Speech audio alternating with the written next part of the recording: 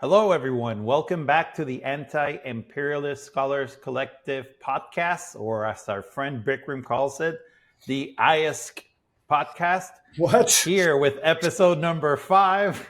We are so excited to have you here. My name is Diego Alcalá, and I'm joined by, why don't you guys introduce yourself? Go ahead. I'm Navid Farnia. When did I ever say AISC? I never said Sir, AISC. what is your name? What is your name? My name is Bikrum. Bikrum, you have said it's the AISC AISC, podcast. AISC. AISC podcast. I don't know. I'm just obsessed with ice. I'm sorry. So, guys, welcome back to the podcast. We're very excited to be here. We are looking forward to this episode. We'll have a few topics. Some of them include the buildup in the Caribbean. I'll talk a little bit about Puerto Rico, but we'll look primarily at the military buildup of the United States in the area. How does that influence Venezuela, Colombia, and some statements? We'll also be looking at Lebanon, and we'll talk about Russia. And we remind everyone that we have our first event on Russia today. So we will be talking about that in the next podcast, hopefully. And then we'll talk a little bit about other issues of importance. So let's get right to it. I think we already went through the really cool background music. So now we're just going to jump right in, right? There's a war in the Caribbean, guys. Again. Ongoing. Yes, Yeah. there is. Okay, do you guys want to elaborate on that? Or would you guys... who wants to take first a couple of minutes? Yeah, I can pick up. As you all know, like there's a U.S. military buildup in the Caribbean that seems to be accelerating by the day. Almost daily drone strikes on fishing boats, what the U.S. government calls drug boats that they cannot conceivably be drug boats. Like they're little boats that there's no way they can get from Venezuela to Miami or to even Haiti or whatever. But nonetheless, this is what the U.S. government is calling them. The Venezuelan state and the people are building up as well. They're getting ready for a military confrontation. It's interesting, like what the Gustavo Petro said in Colombia yesterday, talking about proposing the formation or the reformation of Gran Colombia. I don't know if you all saw that. Yeah. Yes. That is, like if there's any follow through on that, that would be quite the thing. I think there's a bunch of stuff that you just threw out there. Let's just slow it down, give Bikrum an opportunity to get more coffee in him. And that way we can make sure he activates. Why did you assume it was coffee? You're just going to jump in, aren't you? No. I'm saying, why did you assume it was coffee, though? Let's call it coffee. It's okay. better for the kids, okay? All right, Navid. Okay, we have a situation in which the United States has declared war against what they call international drug cartels, and it's using international humanitarian law to justify the direct attack of fishing vessels in the Caribbean and in the Pacific Ocean. But let's concentrate on the Caribbean. That is one of the many actions that have been going on. And you then jump into Venezuela. So let's walk us through the whole Venezuela. Why are they getting ready? What's going on with that?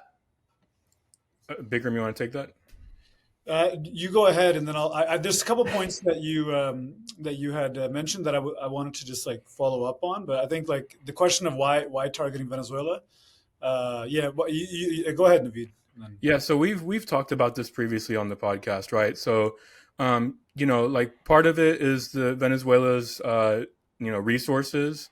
Obviously, oil being the major one. Venezuela has the greatest oil reserves in the world, of any country in the world, including Saudi Arabia, including Iran, including Russia, including the United States. So that is a major aspect of it, right? And then the other aspect of it is this sort of Monroe Doctrine, political, military, the U.S.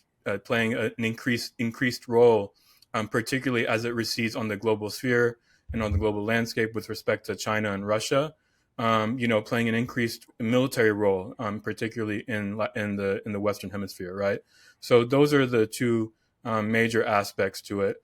And yeah, I mean, I'll also say, like, a lot of people talk about Monroe Doctrine, which they should, but also, like, it's also a reflection of, like, in the early 1900s, President Theodore Roosevelt made the Roosevelt Corollary to the Monroe Doctrine, which also gave, like, international police powers to the United States, right? So it's a continuation of all this.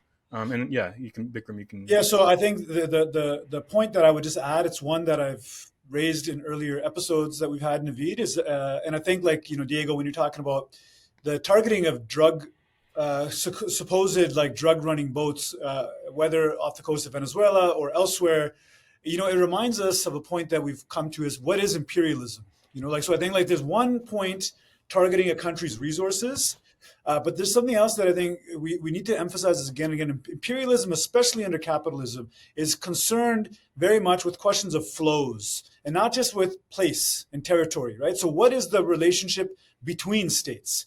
What is the relationship of the movement of goods between states, right? That's what imperialism really seeks to control. And so, like, one element is to establish the projection of power, a price setting power in terms of the movement of oil into and out of Venezuela, right? Or, like, out of Venezuela, the movement of goods into the Caribbean, the movement of goods into and out of the Americas.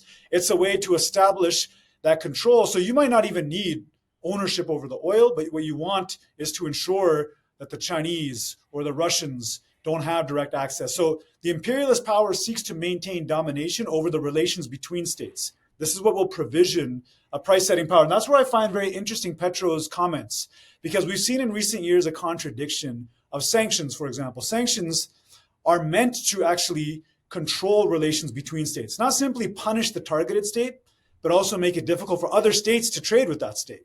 But we've seen this contradiction there, where targeted states are deepening their relation with one another, right? So we'll see Iran and Venezuela or Cuba deepening their relations out of almost material necessity.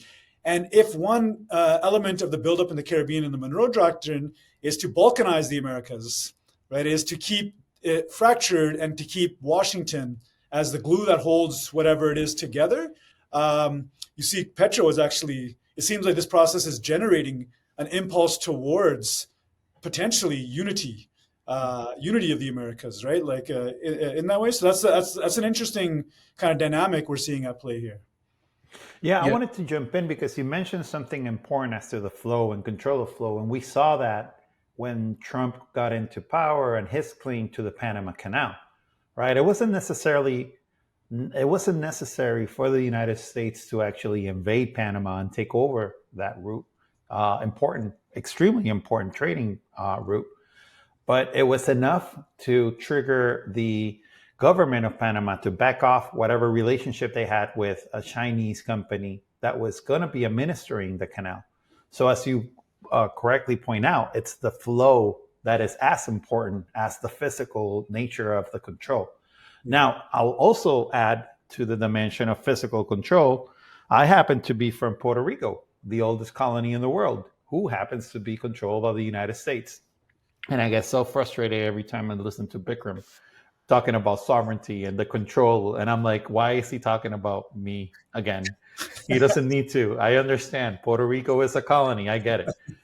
But in this particular moment, we see why Puerto Rico is a colony. We are primarily not only a market, but more importantly, it is a military outpost. It's been forever. Where the Spanish wanted Puerto Rico in order to control all flow from the European states to Latin America. And Puerto Rico, sitting in its position, is the most important island militarily in the area. There's a big issue going on in Puerto Rico currently. There's a lot of resistance to the increased military presence.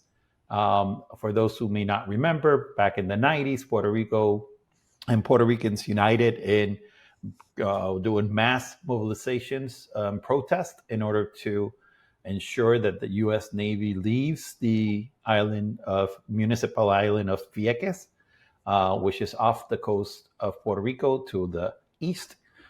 It's one of two islands that the United States Navy utilized and rented out in order to train Marines and and other exercises, which created, and we still have, significant pollution from that area.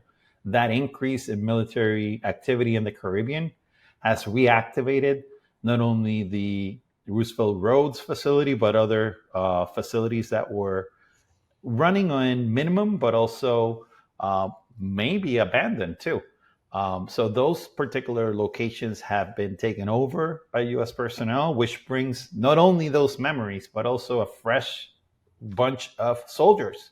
We have reports coming in from island of Vieques in which Marines or other soldiers are asking the local community where they can get girls and other matters that would be attuned to what underground economies sustain these type of militaries, but the damage has been done. It isn't that far off since we were able to ensure some mass movement against the U.S. military, and seeing that come back has been very, very fresh. I think most people don't want that, but it's out of our hands. Right now, we've seen images for the past month of not only equipment being brought in, but training exercises off the coast of 1, 2, or 3 municipalities that are near the southern coast of Puerto Rico. And there's nothing we can do about it, right? We have to remember that we still have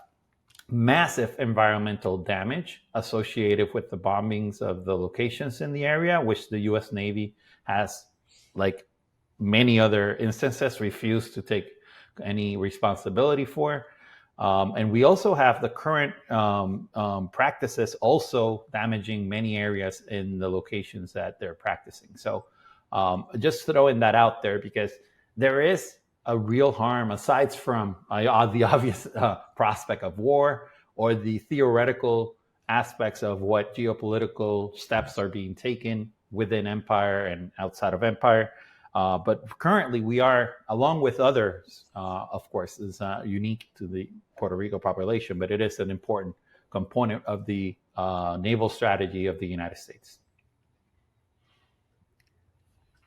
Yeah, I mean, absolutely. I'll also say that, what both of you are saying, I think I think naval power, the importance of naval power is at the forefront of like what's happening around the globe, and particularly in the Caribbean, as we see, right? Like, I mean, China just commissioned a new aircraft carrier, I think was last week. I think nuclear powered aircraft carrier, right? But, so I've been thinking about this question of like the utility of sanctions, right? I think, Bikram, we've talked about this, and I think we're going to talk about it with respect to Russia later on.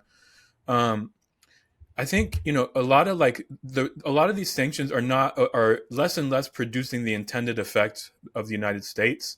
And because of this, I think we're witnessing a lot more, as you all have pointed out, like physical power in the seas, right?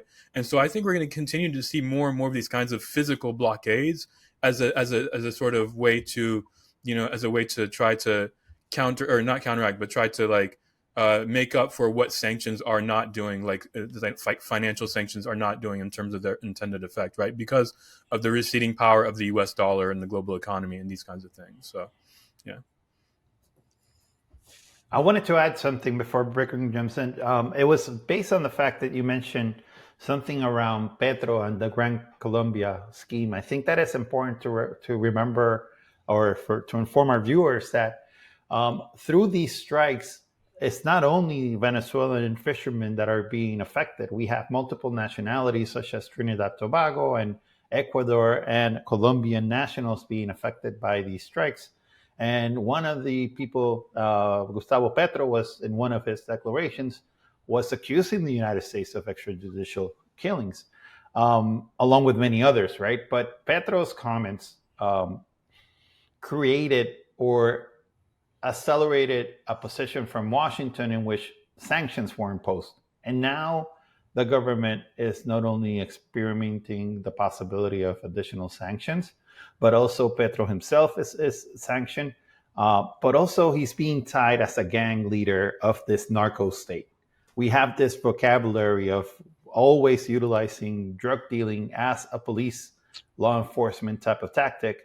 But now we're seeing that tie between narco traffic, terrorism, and hence we can legitimately overthrow you. That's what Lindsey Graham, Senator of the United States, mentioned today, equating the Panama the arrest of Manuel Noriega in the 90s, and just justifying today's actions based on that precedent.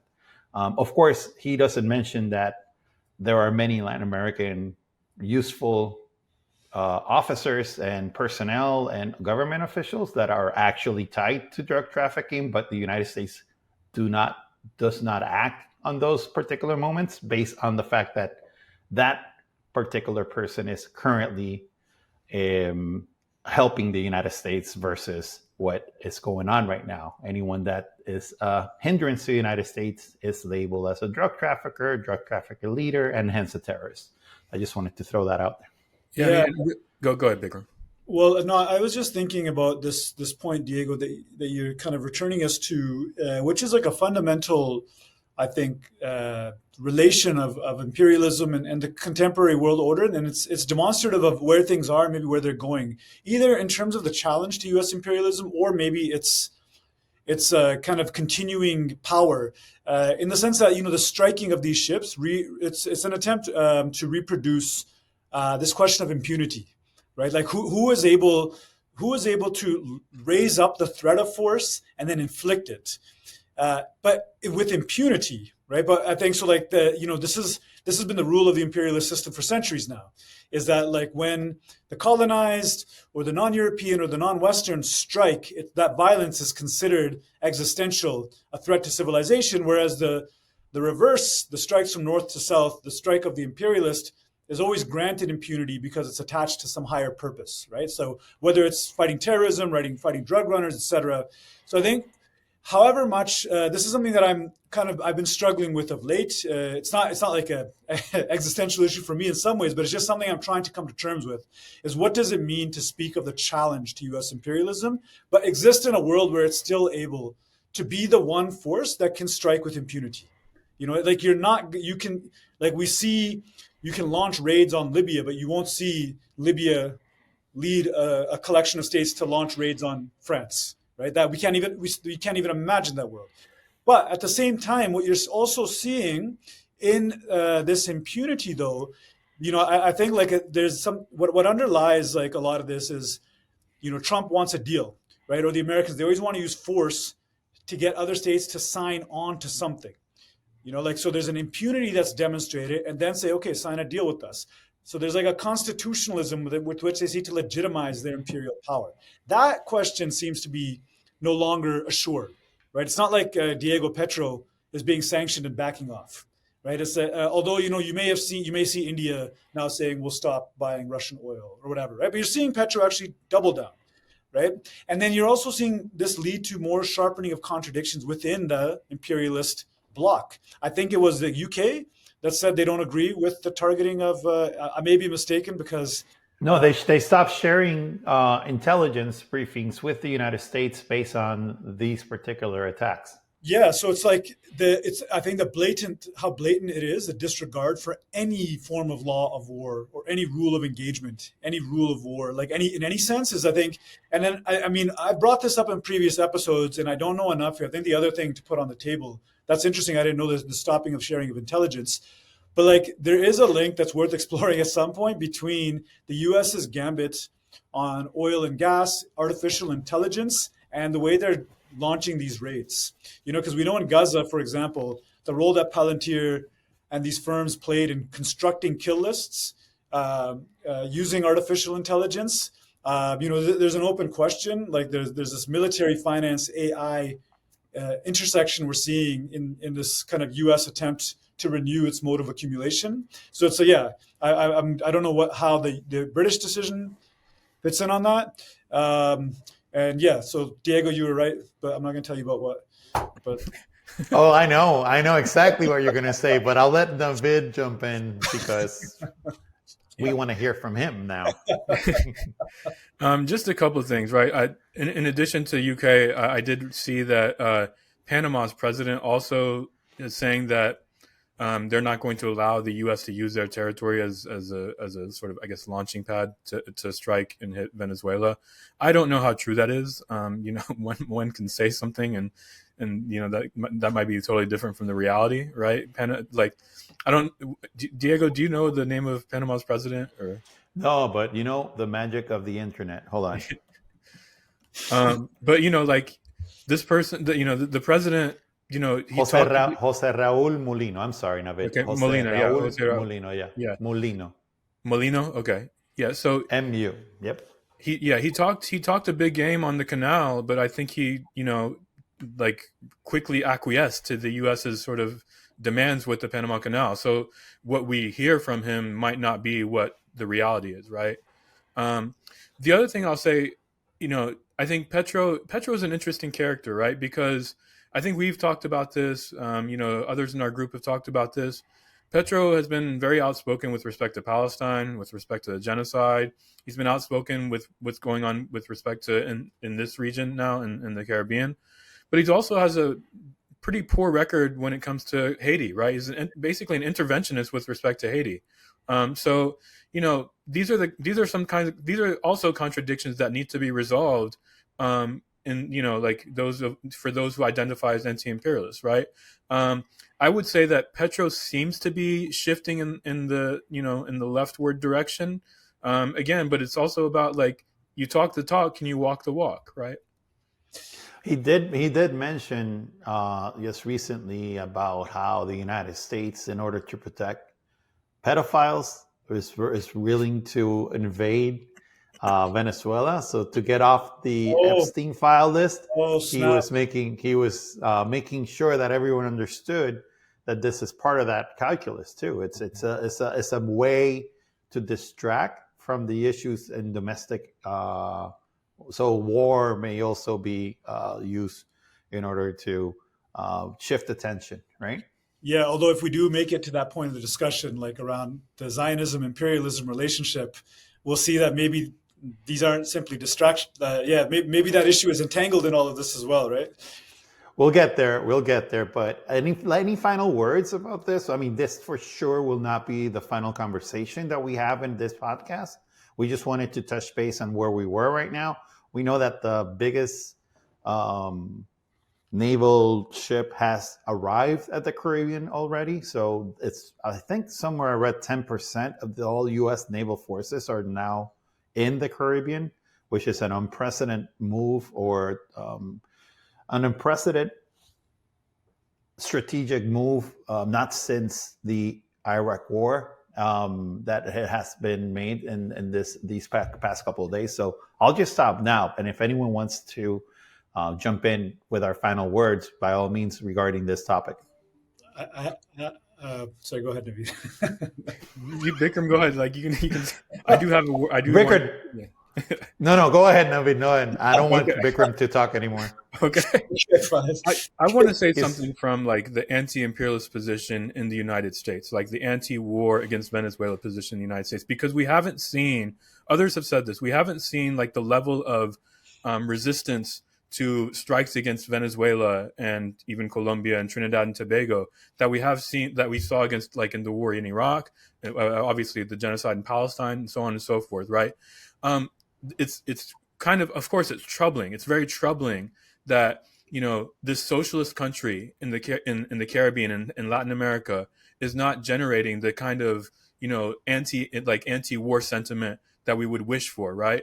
But at the same time, I talk about Venezuela, what's happening in Venezuela with my classes, and it clearly resonates with these students. I talk about the power of sanctions and how sanctions have led people to starve, right? 40,000 deaths, right?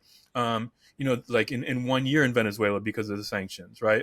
If you all haven't heard heard of the report by Venezuela Analysis, A War Without Bombs, talking about the impact of sanctions, right? And that's from a few years ago. And it sort of talks about the impact in various sectors of Venezuelan society. All these things actually resonate with young people. So how is it that these things resonate, but it doesn't drive those people who are organizers and activists and those who might become mobilized for anti-genocide protests to go out in the streets to talk about Venezuela, right? I think that's that's maybe that's too long of a discussion for right now, but it's something that is worthy of further analysis. There's no such thing as too long. Discussion, and I mean, what a great transition to Bikram.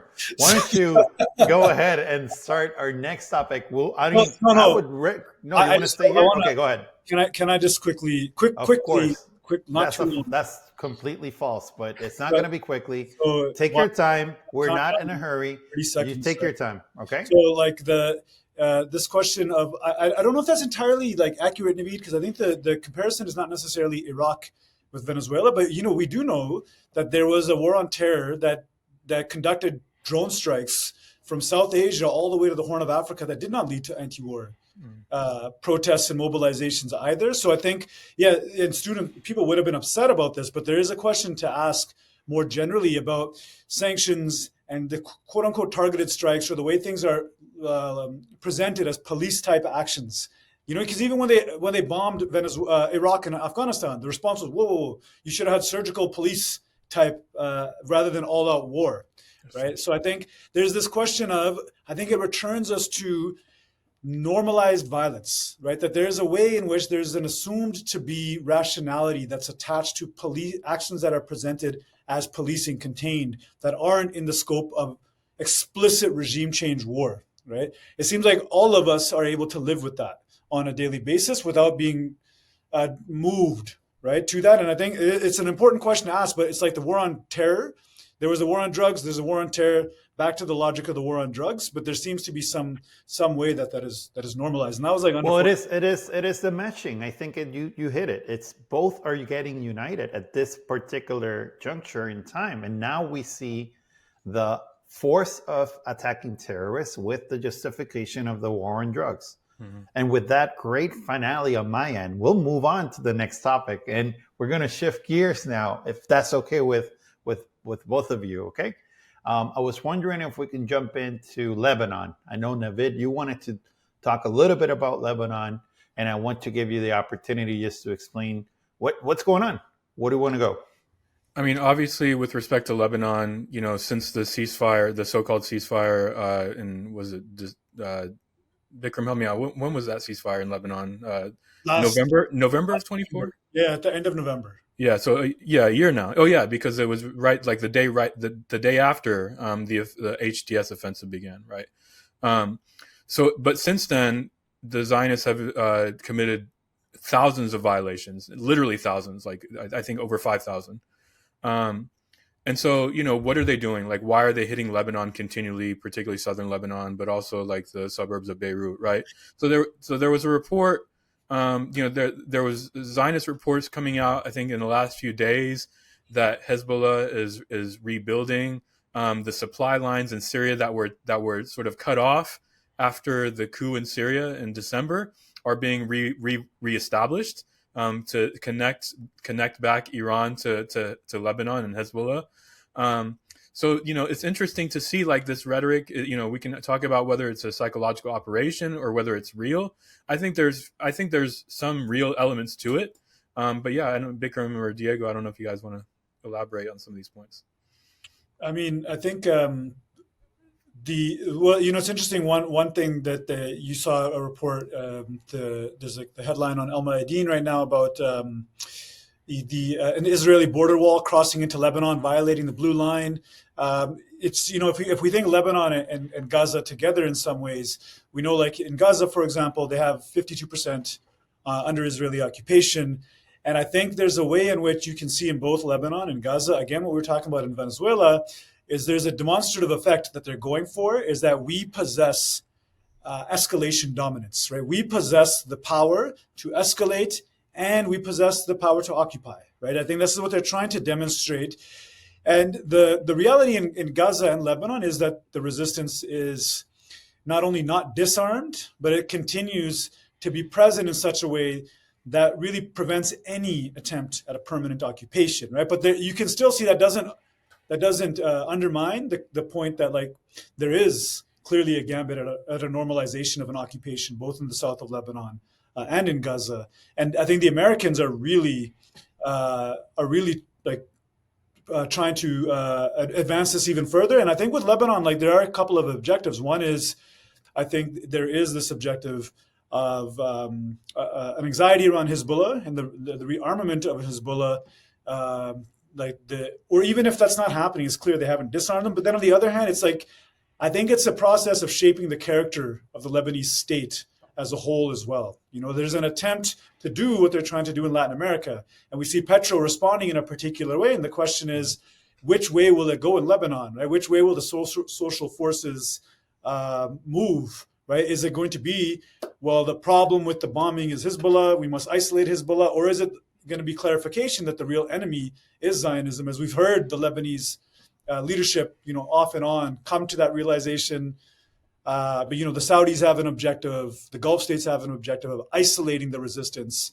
Is this a way that they're trying to shape the character of the Lebanese state as well? I mean, I think the Lebanese state, the Lebanese state is, I think the Lebanese state is coming to the realization that they cannot, they cannot take essentially a pro-Zionist normalization position conceivably, in any sort of, and be seen as legitimate in any particular way, right? So I think the objectives of the Zionist imperialists in Lebanon are failing, frankly.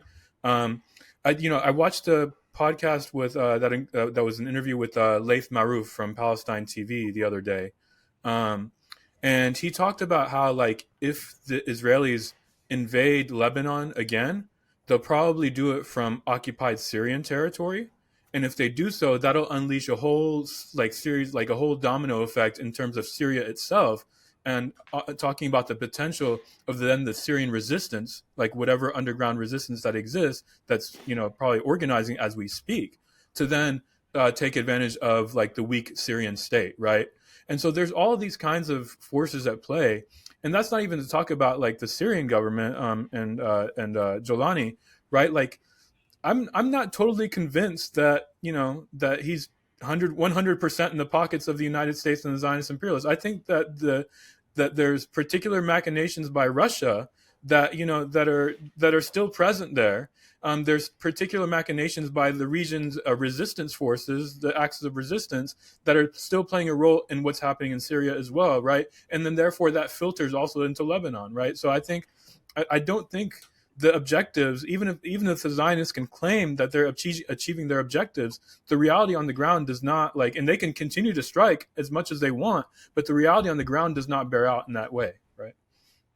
I would just jump in just because I think it reminds me of something that was said as to the greater Israel plan, right? To extend Israel from the Nile to the Euphrates, by the Prime Minister of the wanted ICC for war crimes, Minister of Israel.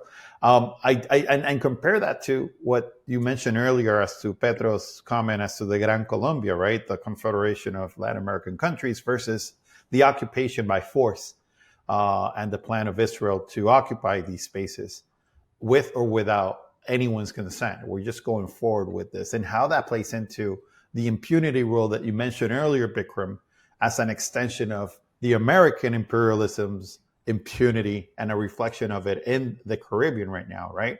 How Israel has for years acted with impunity in front of the international community.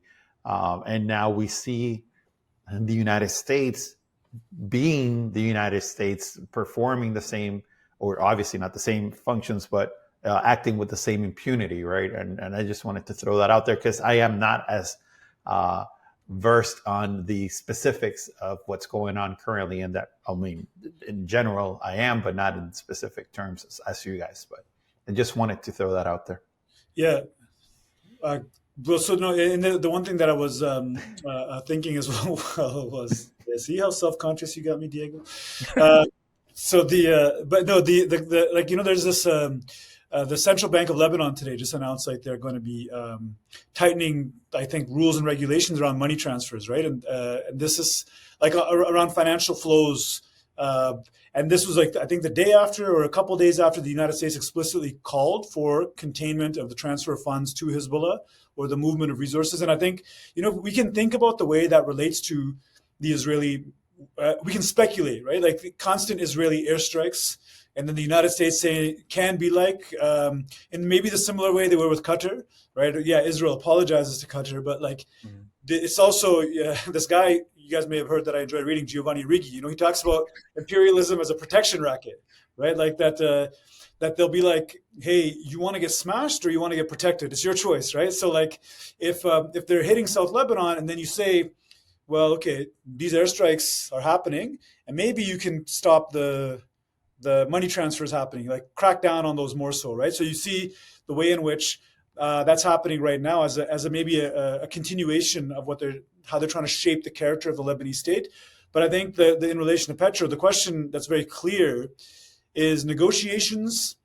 I think this is what Hezbollah has been saying. Negotiations under fire must be rejected, right? There has to be a unity of the state vis-a-vis this, because this is the strategy of imperialism. You apply force, and then you try to turn to a strategy of constitutionalism or treaty making that like authorizes the rule of imperialism under, say, law, right? Like, or what the central bank is doing. So I think Petro recognizes that, right? Like, it's time to meet force with force. And I think that's what Hezbollah has been also speaking of. Yeah, I mean, I also say that, like, these acts of impunity that both of you have mentioned, to me, reflect the reality that the hegemonic forms of, like, constitutionalism and these things are again failing, and increasingly so. Like the fact that the Zionist regime has to act with impunity, right? And like, let's be clear, has to, right? Like, because if it doesn't, then it will continue to lose ground in the region, right? And so, but that in and of itself escalates the contradictions in the region and thereby drives support to the resistance, right? And so, to me, like this, it's a lose-lose situation for the Zionist-Imperialists, right? Even again, I go back to Jelani. One of the things that he said about for stipulation with normalization with the Zionists is that they withdraw from the pre-coup invasion and occupation of Syrian territory, right? So like that is a demand that he probably wouldn't have made. I don't think he made 6 months ago, right? And so like again, what are the forces that are coming into play in the region that draw like and even embolden someone like Jelani, who is frankly a CIA asset, right, to say something like that. Yeah, it's worth keeping an eye on for sure. I'll say one more thing. A lot of people criticize Hezbollah for acting with such restraint, right? People have criticized Iran for acting with such restraint.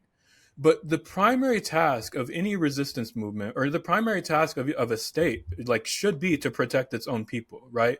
So you can't like ask these resistance forces to constantly engage in military actions, because if they derive their legitimacy and support from the general population, from the popular cradle, then it's self-defeating to continually to have to engage with these more powerful military forces, right? So you have to do the dance of what the Vietnamese resistance leader Le Duan talks about: talking and fighting, right?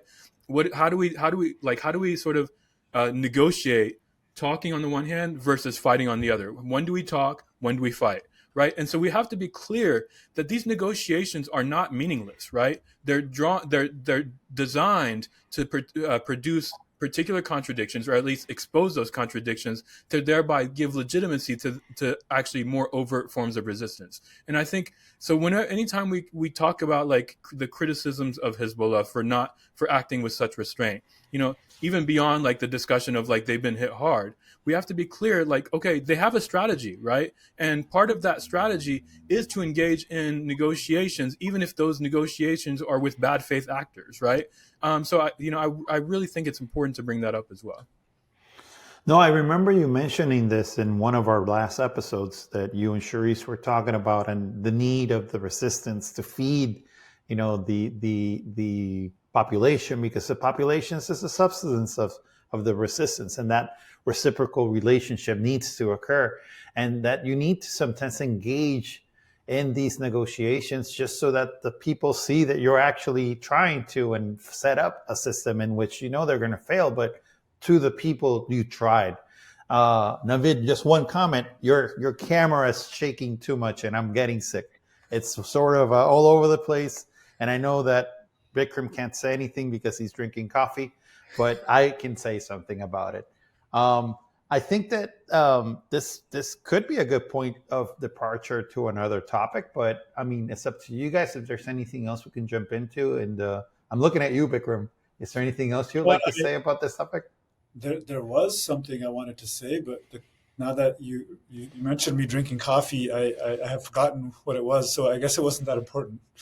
No, it'll come back. Don't worry about it. I know you're jet lag and all, but we do have our next topic is going to be on Russia. Just so that everyone is aware, we will be hosting our first event on Russia, and we have a great panel showed up. So for those who are listening to this, it may be too late, but certainly we'll talk about this next week or our next episode when we'll be inviting some of the members who were at the panel. But aside from that, there is news coming out of the Russia sphere. So, Navid, do you have anything that you want to share with us about this? I mean, yeah, really quickly, I'll just say that speaking of failures, right, like Zionist-Imperialist failures, imperialists in this case, Marco Rubio comes out today and says that basically we're running out of ways to sanction Russia, and basically calling on the European partners, quote unquote partners, really adjuncts of the United States, to increase their pressure, their economic pressure on Russia. So, you know, again, speaking to the reality, it came out like a, guys, come on, help us out. You know, we're the good guys. We're really trying here, but you guys keep like doing stuff, and I mean, we're trying to contain them, and yet they find a way to get out, and it's all your fault. We can't do anything else, right? It's on you now. But at the same time, you need to adopt our philosophy and our vision as to what works and what doesn't work. Mm-hmm. So it wasn't a really strong statement coming out of Marco Rubio, like the ones he routinely throws out when he talks about the Caribbean, right? This was a much more measured response to his audience out in Europe, and also at the same time, the adversary, which is Russia in this case.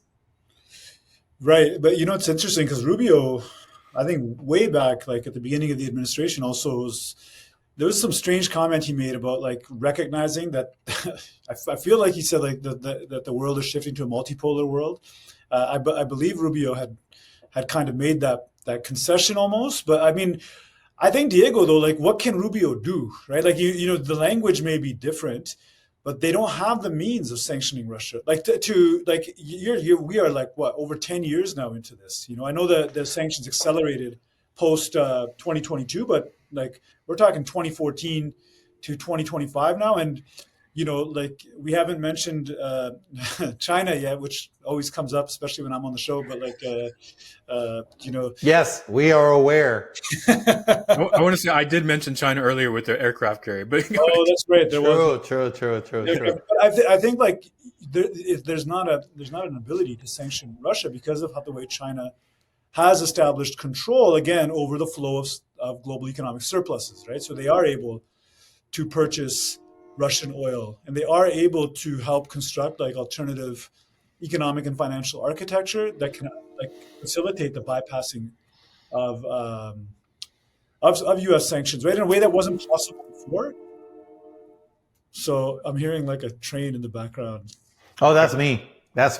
Well, I appreciate that. Thank you. I live near a train track down by the river.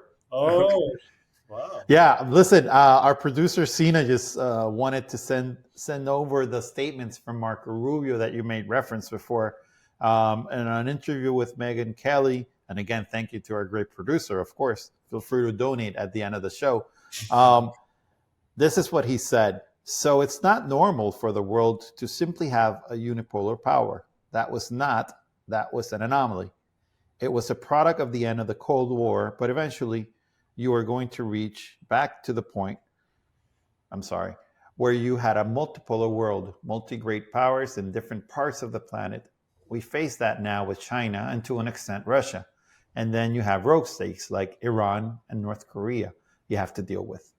So end quote. Yeah. So I think like there's a hard fact that they have to confront, but I think the other like component of this, I think Rubio making this like plea for more like support from their allies or whatever as it comes to targeting Russia. They've been putting a lot of pressure on India, for example, because India was a key state that was not abiding by U.S. sanctions. But I think there's a second component beyond simply their inability to impose sanctions. I know this has been a running theme through some of our episodes, but it is necessary to take into account how the United States, across I think the last 4 administrations from Obama, Trump 1, Biden, Trump 2, is clearly going all in on oil and gas, right? On that there's a link that's being identified, recognized, and advanced between the maintenance of U.S. power, maybe not U.S. alone, but the U.S. as the major power amongst other powers.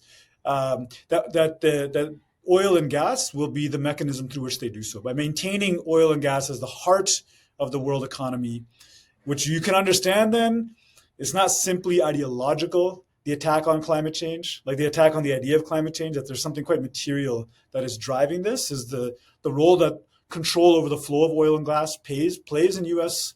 hegemonic power. And, the way that Russia had threatened that in its relationship with Europe, right? And so I think and the way the Trump administration is even more aggressively seeking to establish U.S. control, there's a direct profitability question that U.S. firms make, but then there's a other deeper question about how this allows them to exercise power over contending states by keeping oil at the center of the world economy, how this props up the dollar.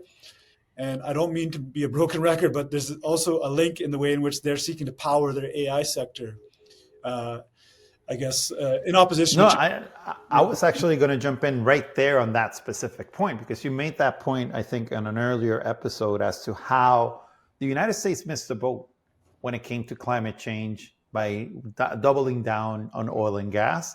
And now this entire new energy sector and its profitability, they're lagging years, if not decades, in technology to China and other nations, right? So now they don't want to miss the boat on the AI thing. And that's when you see that doubling down impact. But it is having a significant issue of data centers being, actually, nuclear power plants being brought back online, not to reduce costs, but to ensure that some random company has access to infinite energy. This is this is what superhero movies, they start off like this, right? When the villain actually comes off and just buys off nuclear power plants in order to entertain their energy needs, and everything around it just is this destruction mode. But yeah, I do appreciate that link, because it is an important link. We see how during the elections, there was a big push by big tech to equate China and AI with a survival of nations, right? It's a competition to death, right? It's a all or nothing, right, game that we were in. And I do believe that the United States is doubling down in that investment just so that they can survive the next capitalist phase, a modification or iteration. Yeah, I mean, there's a couple of things I want to say about this. So first of all, I mean, both of you know, for example, that the U.S., the Trump government recently basically bailed out Argentina, right?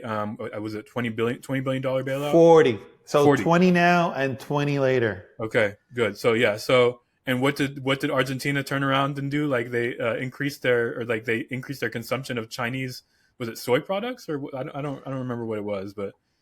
Well, the Milei it's all over the place now, right? Yeah. He's facing corruption charges, but as you say properly, right? As you're properly indicating, that investment in Latin America is coming back, according to Trump. Yeah.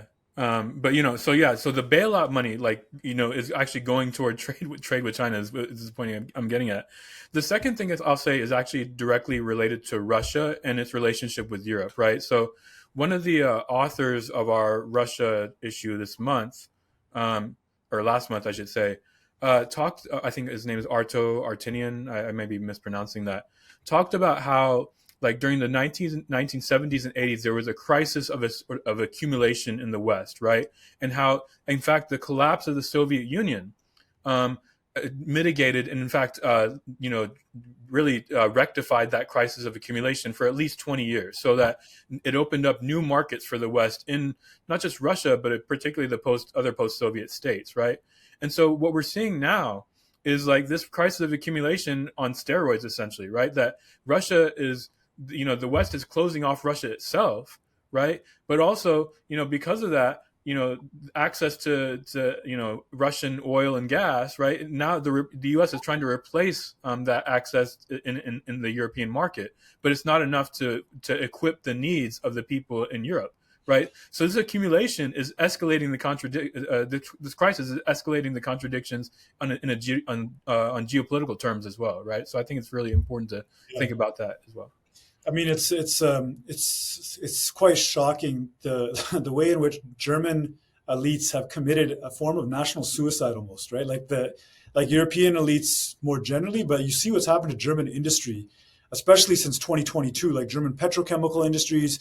Of course, like a big part of the story is something, Diego, you were talking about, is the Chinese really starting to outcompete the Germans on, say, capital goods manufacturing, right? Which was like a strength, right, for, let's say, German automotive engineering or German engineering in general. But one part of how they're outcompeting, if you're being outcompeted, and what the Chinese really outcompete them on is on costs, right? That the Chinese can now produce the same capital goods, but at a fraction of the cost. But surely it wasn't to Germany's advantage to start paying much more in energy costs than they would have been doing before, right? So, like, there's a way that accumulation crisis in the 70s. It's interesting, that you mentioned that, because it's an accumulation crisis that is both generated by decolonization, right? The fact that you have national development projects that might make it difficult now to continue to recycle value from periphery to core, especially cheap resources. But there's also a sharpening contradiction between core states, right? So Germany, Japan, and the United States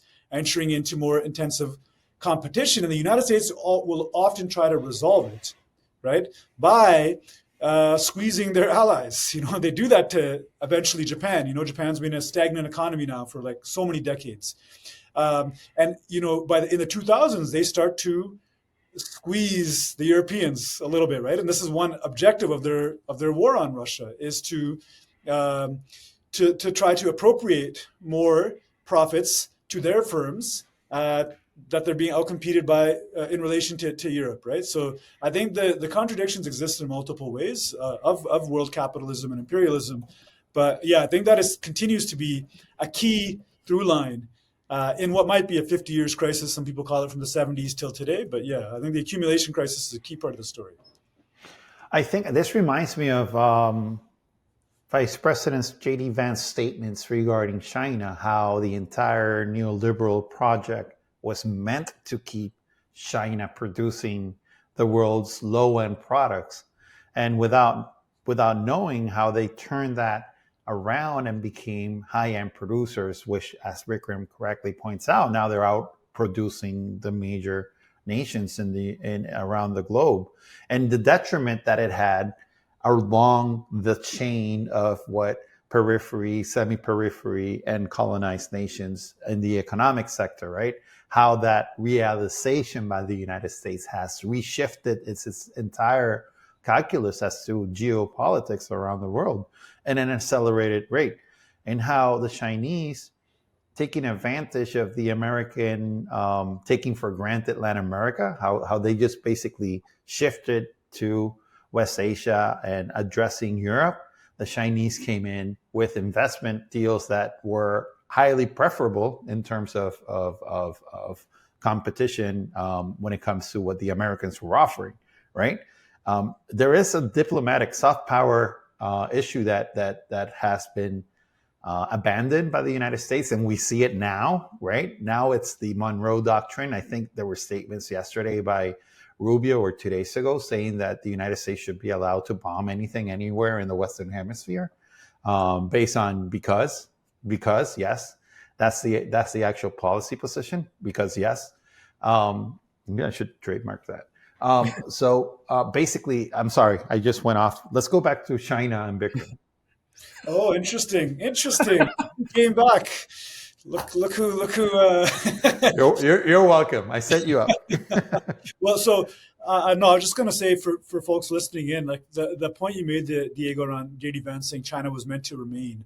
That is the truth, and it's interesting. I didn't know JD Vance said that, but that's like actually the reality of the situation. Even granting China access to the World Trade Organization. There's an article that for folks who don't mind reading academic pieces by, I don't remember the first names, but Machado and Natalini. It's in the Review of African Political Economy. It's called Samir Amin in Beijing. So, Arrighi obviously has his book, Adam Smith in Beijing.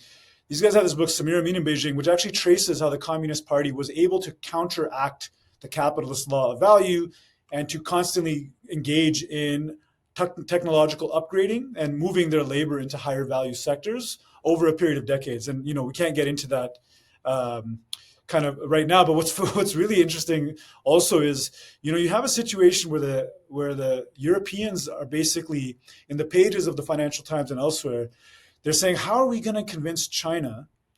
We have to engage China because they're outstripping us now.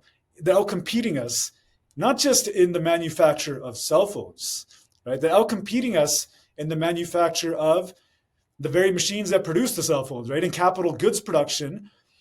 So how can we need to cooperate with China in order to gain access to Chinese technology? Can you believe, right? So they're talking about technology transfer from China to Europe, right? And they're speaking almost like developing countries now in relation to China. They're saying, how do we put conditions on Chinese investment? So we have to insist on technology sharing. And that's a dramatic transformation from the 1980s and 90s when it was China that was actually putting conditions on Japanese firms or other firms in regards to technology transfer, right? So I think just in relation to what you were saying, I think that's a really I noticed that in the article about the collapse of German industry, which I really encourage everybody to look into right now because it is shocking how rapidly. And what's going to replace that in Germany? I don't know, because I don't think there's a German Wall Street waiting to step up to replace industrial output. So Bikram, if I can jump in, Diego or Bikram, like why do you all think that the German government is basically spiting itself in order to double down on this war against Russia and it has this increasing accumulation crisis? I agree, like acting essentially is a developing country at this point compared to China. So why double down? I mean, I have an opinion on this, but I'm interested to hear you all, why double down on this war when it in fact is escalating, it is elevating and heightening the contradictions within German society itself, right? I think that I'll address that in this answer. I remember Bikram mentioning right now how Europeans were requesting or dealing with the technology transfer. And what I wanted to bring up was how the United States is against that. No technology transfer from the Chinese, and now we're placing all technology from China as spy networks, right? Everything is spy related. Everything has to do with the fact that TikTok must be first. Yeah. I'm sorry, I didn't hear you. No, even like buses. I think I was in the UK or some other European country. They're like, oh, are these buses spying on us, right? TikTok is a spy tool, even though what they do is what every other technology company in the United States does, right? So it's that fear, and I think it goes with your question, Navid. It's the fear of commerce. It's the fear of who is the metropole, who's semi-periphery, and right now you have nations that were sort of more getting to the point of being the core, and now they're being pushed back into the periphery, and yet the United States is doubling down on its own survival. And to do that, we have to force these conditions on the semi-peripheral states, such as Japan, who has lasted all this time and is still trying to get out of this cycle. Germany is falling into that cycle too, something that has happened throughout Europe. It's not just unique to Germany. You see states like other states as Greece, Spain, and many more who have. But I wanted to highlight the contradiction in that even though the states and the leaders are acting away, we have a population that has been very vocal against these type of actions, against let's throw away our relationship with the Russian oil. And of course, I want to pay 400% more in gas prices because of this. And there has been local resistance all across these countries trying to push back on the policies implemented by their leaders. So I want to highlight that because we need to be aware of the state and its people, right? It's like the United States. It's not Trump. It's everything. Now we can debate how different it is, but I want to highlight also that there has been pushback in all these countries. Not necessarily in electoral. It doesn't translate to electoral wins, but it's certainly there is a resistance all over these countries. Yeah, and like Navid, I think like it's important to remember that like we can broadly think about like an Atlantic project, like an Atlanticist project, and a Eurasian future, right? Which is like you can think of, and there's like a really interesting that in mindful of Diego's concerns, I'm not going to get into it in depth, but there's an interesting theoretical point around how the Americas changed the world, right? I think Michel Rolph-Triot makes this point, the Haitian anthropologist, theorist, that and you think about the way in which like the United States as a settler colonial power really reshapes even Europe's relations with the rest of the world, after the conquest of the Americas. That aside, I think like, the place of Germany in Europe has obviously been a vexing question since the 19th century, right? Like, and the question of German power and what to do with it and maintaining a balance of power on the continent. But, in the early 2000s, you have, after the Iraq War, you have the French and Germans actually speaking and operating sometimes as a bloc with the Russians and Chinese, really explicitly identifying the United States as this kind of, if not rogue, but that the U.S. is the threat to world order, right? Like with the invasion of Iraq, Putin before then is actually trying to work with the Americans, Vancouver to Vladivostok, universal security architecture, whatever it is. Then after Iraq, they're kind of like, wow, this is a very irrational power, the United States. You can't trust it. The French and the Germans at the time, you can remember, especially the Germans, they have different relations with the Russians, but also with the West Asian states. Like, it's not clear. And at that time, Robert Kaplan writes an essay, The Coming War with China, where basically he makes this point that the United States cannot lose the Europeans to Eurasia because they will have to fight China. Like Kaplan is saying, there is a war that will come with China in the coming decades, and it's very important the Europeans are on the side of the Americans. And one way he said to do this was to instigate war in the Balkans. So, and we know very shortly thereafter in 2007 in Georgia, and then obviously the rolling crisis or instability in Ukraine, the color revolutions and so forth. But Kaplan is very clear that if you instigate war on the borders of these European countries, that will drive them back into the NATO fold, right? And like it will generate the conditions for an ideological, framework that would make it very hard for the Europeans. So I think that's one way to make sense of how the wars, maybe the Balkans is not the right word to use, but like, the wars on the Caucasus. The Caucasus, like the wars on Russia's borders, right? That kind of it is brought Europe back into the American fold. Now, why would the Germans do that when Merkel, even Angela Merkel, had a slightly more measured, sober policy, right? Like, so why do they walk into that? I don't really know, Navid. Like, it is going to be a historical question as to how German elites just walked into this, right? Now, beyond economic rationality, the question of racism is something to think about, like the way in which, I think the way in which they understand Russia to be, and this is a question going back to the 19th century, Russia to be a quasi-European country. Is it European? Is it Asian? They had the Putin and the Mongol hordes kind of cover. So I don't know, like maybe if you would speak on that, but like the question of racial identity, racial supremacy. Yeah, no, absolutely. I think another article in the Russia issue, Paweł Worgon, I may be mispronouncing it once again, the article titled "Whither Russia," in which he cites Brzezinski, and sort of Brzezinski, who talks about the prevention of this Eurasian bloc as a way to oppose NATO domination of the world, right? So I think it's very much racial. I think amidst this crisis of accumulation, there are political factors that play that, we have to be clear, right? Like, for the first time since basically the 15th century, a world power is emerging that is going to be atop the world order that is non-European, non-North American, a non-white power, right?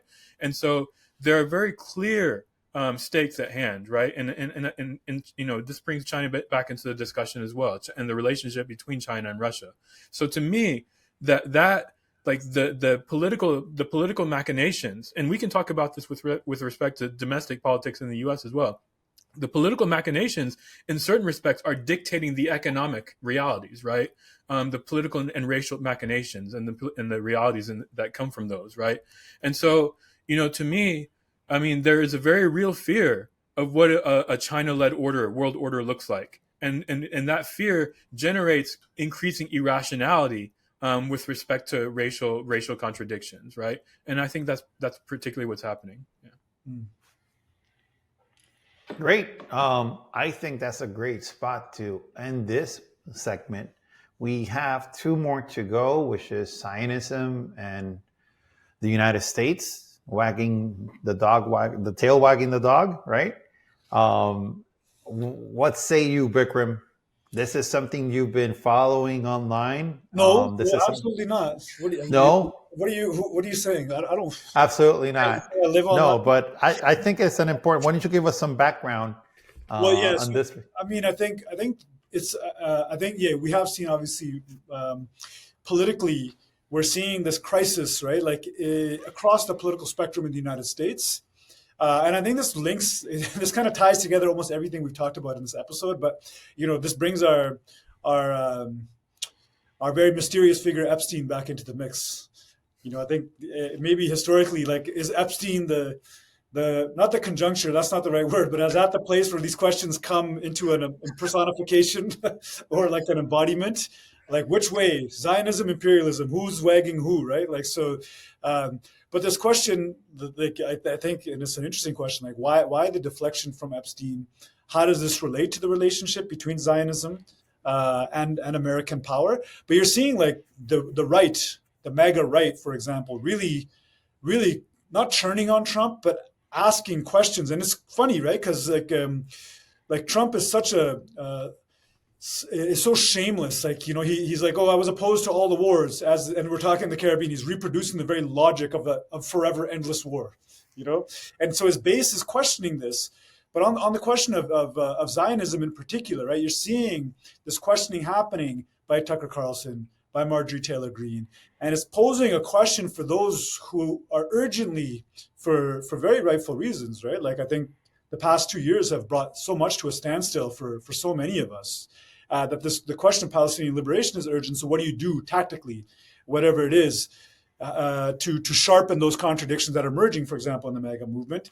Is it to say then that Zionism is a really is a force that is counter to U.S. national security, that is counter to the long run interests of the U.S. state, that it is controlled? You'll see things like the majority of financial power is controlled by Zionists in the United States and so forth, right?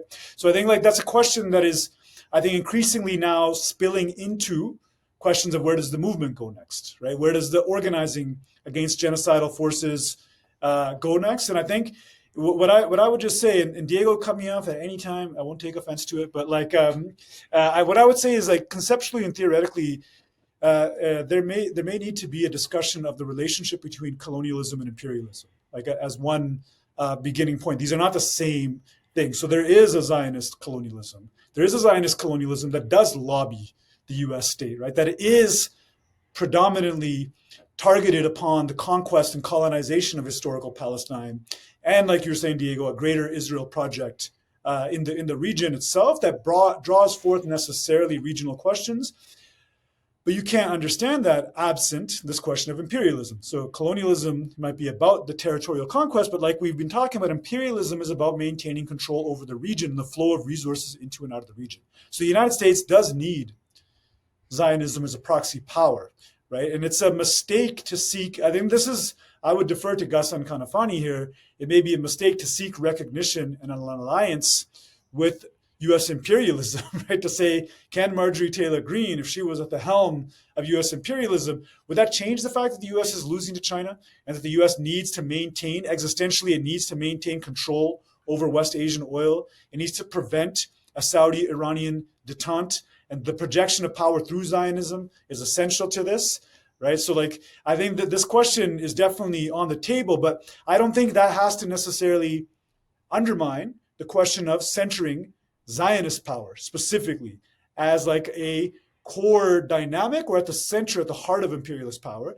I remember hearing somebody say one time the Zionist lobby is like walking through an open door. So it's not like they're not functioning as a fraction of the U.S. elite or something, but it's still very much aligned with the objectives of U.S. power. And last thing I'll say before turning it over to you guys is like the United States is having an accumulation crisis, but there is also record profitability that's being recorded. Not record profitability, but let's say a restoration of profitability in some ways that we see, right? And now how does this happen? Through military power, the projection of military power, right? Like what role does that play?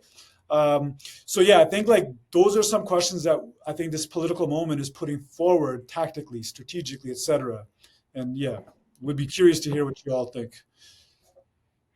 I think that and one of the comments you made regarding the relationship between settler colonialism and imperialism, and how the imperialist project in the area for the United States, there was I think from Kamala Harris when she was vice president, she said our support for Israel is also tied to our capitalist system. There is a relationship between our support with the fact that we get goods that are on prices that we can afford and we can sell products all over the world.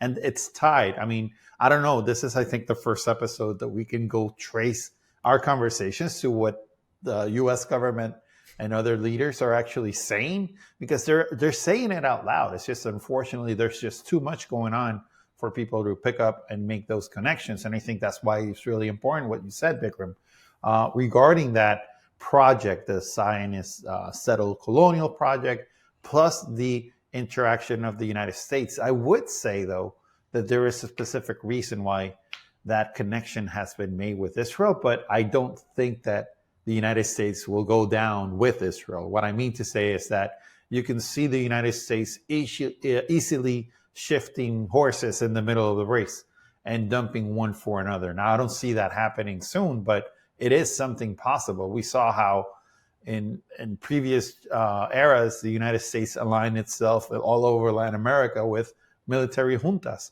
and dictators all around the world. So I don't foresee that as also a possibility in order to continue the imperialist project, which does not necessarily mean that that's what's going on, right? There is also an affinity when we come to race, according and how white nationalists, Christian nationalists actually are intimately tied to the Zionist project.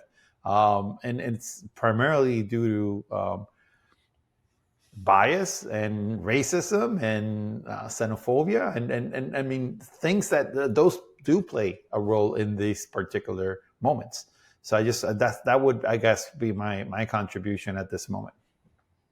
I'll say a couple of things, and I think they're related, actually. So the first thing I'll say, it's good, Bikram, that you started with Epstein, because to me, like the whole focus on Epstein and Petro, like what he says about Epstein and like, Trump and the government engaging in military operations as a way to cloud the whole Epstein thing, is for one, it's a clear parallel to what with Netanyahu and his corruption trial. Every time like he has a court date, he strikes, like he re-engages in military operations, whether in Gaza or Lebanon or elsewhere, right?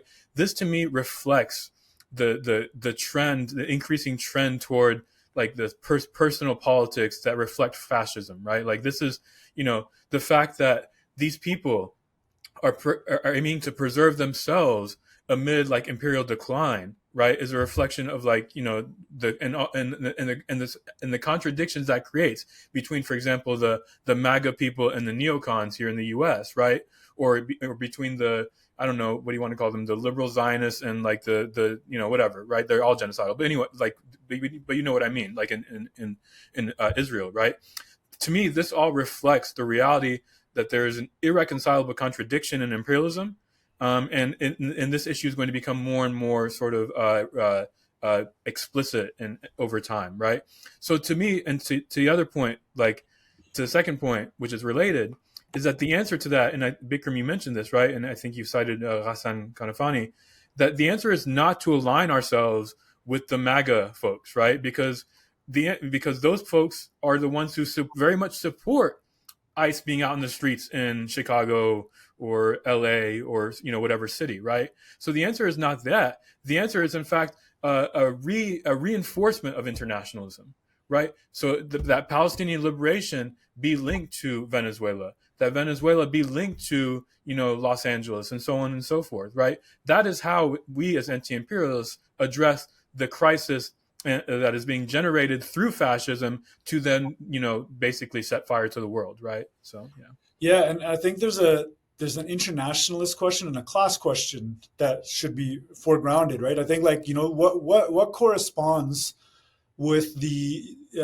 U.S. projection of power through Zionism from the 1970s onwards is the rise of a certain type of financial class power in the United States, right? So, and the hollowing out of the working class in the United States. But there's this question of, is the question the control that Zionists hold over U.S., which is true, that is a question to ask, but what that really signifies is what is the power that a capitalist class holds over your society, whether that capitalist class and why is that capitalist class universally Zionist, right? Because Zionism provisions U.S. capital, with the military projection, with the control over West Asia. So then the question that is attached to this, that can the mega forces, the populist forces, be pushed in this direction or not? But the question is, like you're saying, tied to Venezuelan liberation. But why not also pose the question, should the United States maintain domination over West Asia? So it's not simply about should the United States maintain a relationship with Israel. Should it maintain, I think, Diego, getting to your point, should the United States maintain this sort of domination over the flow of oil into and out of West Asia? Do they need to be conducting themselves in this way? And should class power in the United States be structured in this way? Because if the concern is the power that Zionism have, what that really is a concern with is that there's such dramatic economic inequality that allows particular actors to shape the political system in a certain way. That is where the discussion needs to move towards. Because if it just fixates on this question of, is the United States being controlled by an alien power, it's going to miss the way in which that's only possible within a certain class structure. And the questions that I think there's a space here to ask. I don't know, is it the case? I don't think Americans want to go to war with Venezuela. I think if people really put the question, is this something that you want to do? Is it really important to you to maintain control over West Asia? Do you want to have a war in the South China Sea, right? So I think, that's, I think in addition to internationalism, the class question is another one that should be foregrounded. Yeah, absolutely. Really quick, I'll just say, the question of Venezuela is also interesting with the MAGAs because who is it? Alex Jones, the guy with InfoWars, he talked about being anti-war with respect to West Asia, but in fact, actually supporting war in Venezuela, right? So, so this is why, these people, cannot be trusted, right? And so, I mean, I just, it's really, I'll just stop there. Yeah. I think that it's not just these people. I think that earlier we talked about how Latin America's left completely ignores Haiti. I also think there's a belief within the United States that anything that happens in Latin America is our backyard, and we have a right to interfere in many of these locations, and that's been proven hundreds of times with many things. I mean, the number of times I have to push back regarding Puerto Rico and what it is, it's amazing. It's because that's how it's been projected within the United States. I do. Diego, can I intervene on one quick thing too as well? Yeah, go ahead. To what you're saying, Bikram, I think it's also important, and I know both of you know this, right? That the Zionist project is built on anti-communism, right? And so that is a clear class dynamic that reflects that why, for example, as you pointed out, Bikram, are all the billionaires Zionists, right? And at the same time, in fact, many Jews are anti-Zionists, right? So So I think we should really elevate that because that also brings into questions of the anti-socialist project with respect to Venezuela, and and all these things are related. Yeah. Excellent. So I think that we have come to the last segment, which is Bikram. Why are you jet lagged? What's going on? Where What, were you? you think I'm drinking coffee at 6 in the evening? Of course you are. Of course you. This is a family-friendly show. This is what I Is tell my that kids to does listen. that cup have U.S. flags on it, Bikram? No, no, no. Is that U.S. flags? Is that U.S. flags? Oh, I shouldn't put that. Edit that out, Stina. I, well, you know Where'd you what? come from? Where Well, were it you? says made from plants in the USA. Oh, made from There we go. plants. Okay. That makes it There better. you go. Yeah. Plants make everything better. Even though I have zero plants in here. I'm like the anti-ecology political ecologist. So yeah, I was at a conference in Tunis that was under the title "Development, War, and Agriculture: Rethinking the Agrarian Question." It was put on by the Tunisian Observatory for Food Sovereignty, and it was, I think, yeah, it was basically a discussion. I mean, the title is pretty self-evident. Like, it was a really rich set of discussions around this thing that, the agrarian question is a pretty central question of Marxism, also of anti-imperialism, right? What role does agriculture play in, say, let's say, in the capitalist system, but also the transformation of agriculture and agrarian social relations?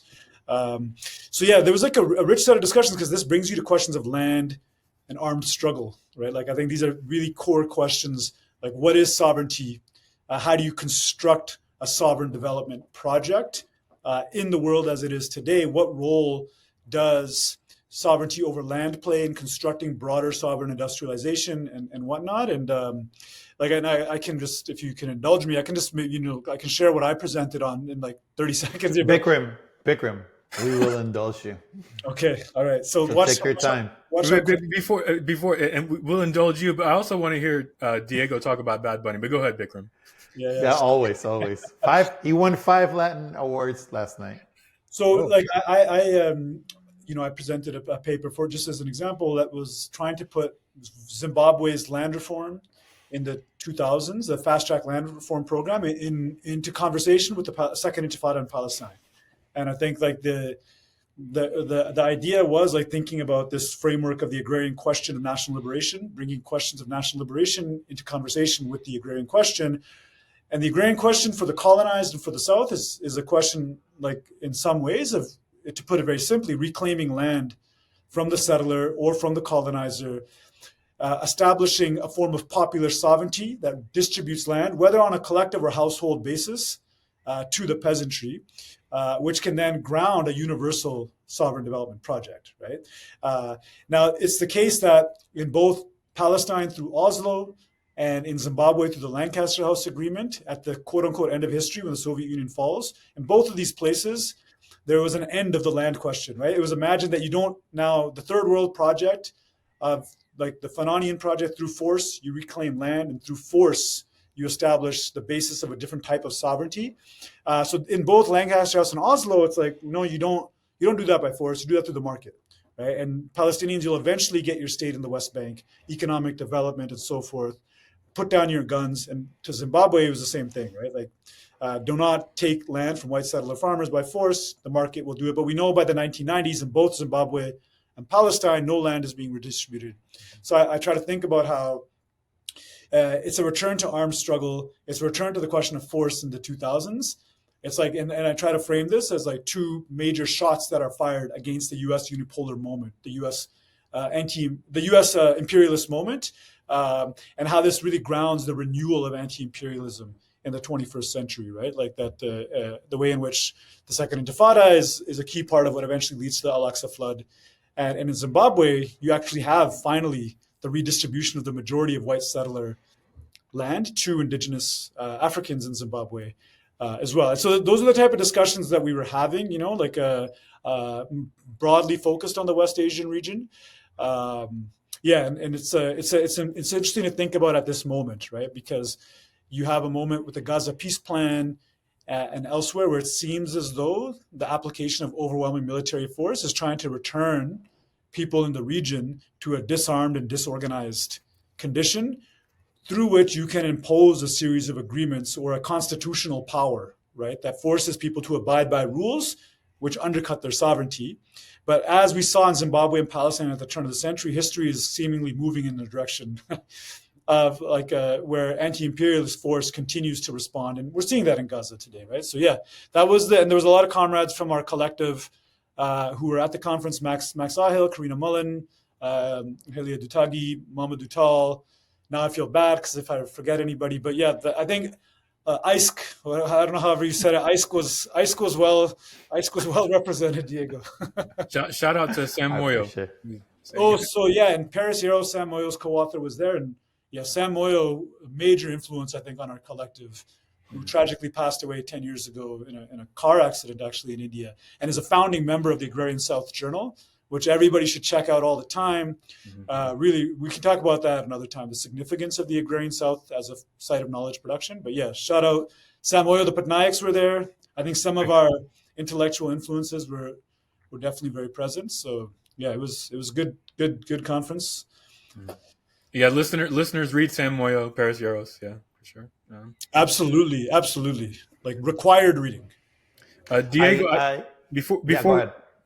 I want you to talk about Bad Bunny and like what's your beef with Bad Bunny. I don't know if I'll get to it, but I just wanted to add, because what you're saying, Bikram, it resonates so much in the Caribbean right now due to climate change and how the entire calculus is shifting, what land is used for, how it's used for. Are we using agricultural land for solar energy, or are we? I mean, Puerto Rico pre-Hurricane Maria, which is in 2017. Statistics were like 99% of all food supplies were imported, and how much what dependency issues are going in. So it's a fascinating discussion, which I would love to look at through the lens of the Caribbean and climate change. I remember some comments from Belize and the president. I think that Belize has like one of the biggest reserves in the world that along with the Amazon is one of the biggest in the Western Hemisphere, that is used as one of the hearts of lungs, of the world. So it's that calculus. Should we charge the Western Hemisphere for that resource? How do we play into that role? So it's just so many things that can come out. Right. But the important thing is that we're going to talk about Bad Bunny. Right? Well, let me say one serious thing. Okay. Because you mentioned like 98% of the food is imported in Puerto Rico before 98, 99. Yeah. I mean, I was in the Virgin Islands in St. Croix a couple of years ago, and it was something similar, like 95%.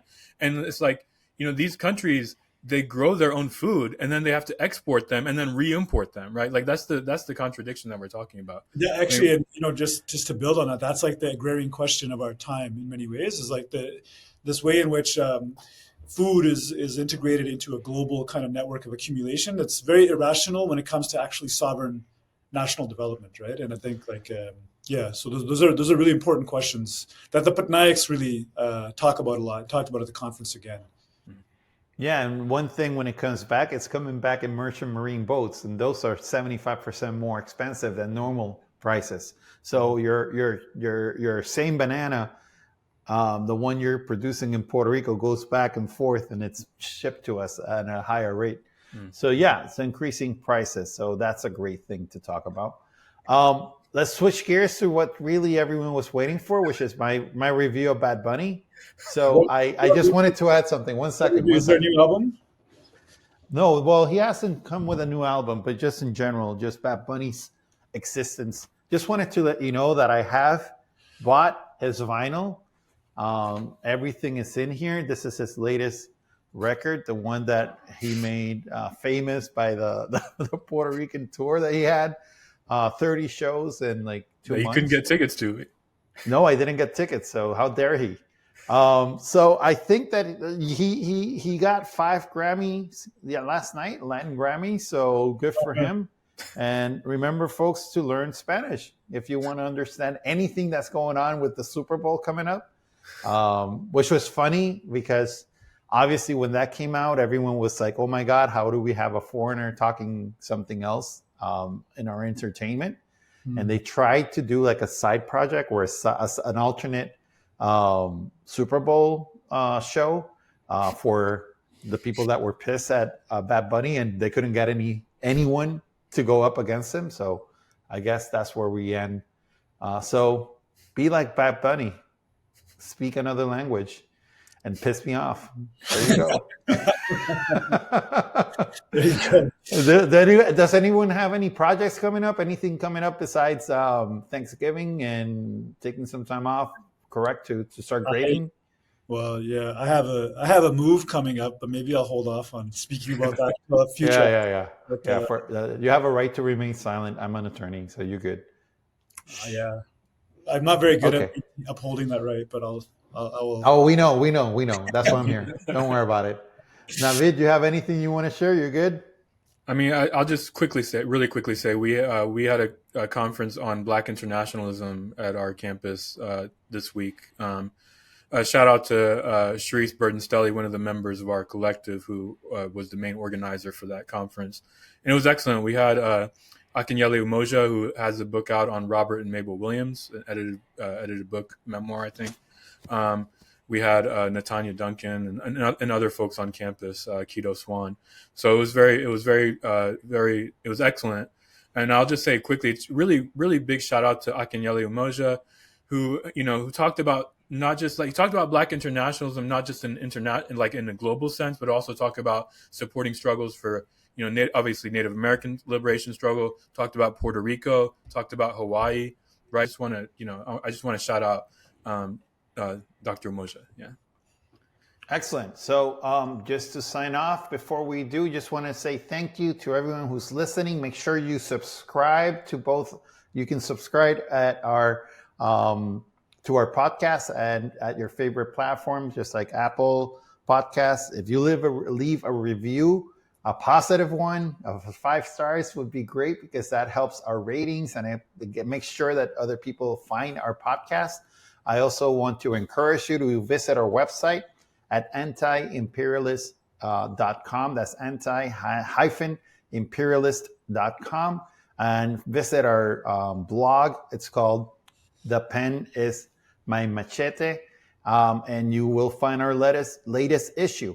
Also at our website, you can subscribe to our newsletter. We try to publish something every week that's of interest of what we do, our publications, and some highlights, upcoming events, and anything that we think that you might enjoy.